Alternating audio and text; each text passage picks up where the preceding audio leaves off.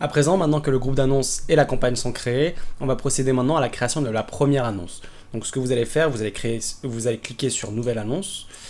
Ici, donc, Google va vous demander l'URL finale, le titre 1, le titre 2, une extension. En fait, vous pouvez ajouter des extensions sur les URL, donc ça peut être très pratique lorsque justement vous voulez ajouter des mots-clés qui sont fréquemment tapés par les internautes, donc ça va être après le slash de l'URL.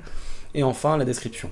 Alors, regardez ici, donc on a 30 caractères pour le titre 1, 30 caractères pour le titre 2 et 80 caractères pour le titre 3.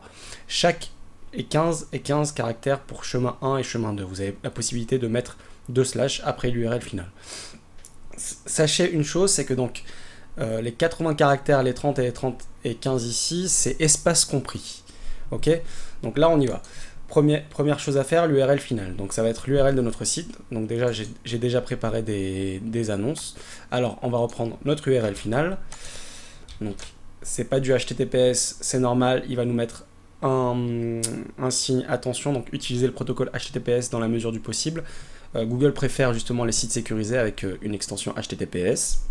Ensuite, on va mettre le titre 1, dépannage 7 jours sur 7 Île-de-France, qu'on va faire apparaître ici. Donc vous allez voir qu'il y a une modification ici. Donc vous voyez, on a l'URL finale ici, le titre 1 qui s'ajoute ici. C'est pratique parce qu'on a une prévisualisation directe de l'annonce. Alors, enlèvement épave gratuit 7 jours sur 7 en titre 2. Tac. Voilà. Et enfin, le texte de description, donc appel gratuit et mise en relation immédiate de 8h à 22h, 7 jours sur 7. Je copie et je colle. Et là, si je veux mettant enlèvement épave en titre 2, vous voyez qu'il vient s'ajouter directement ici. Voilà.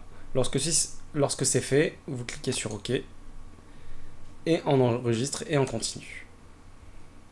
Et on vient de créer notre première annonce.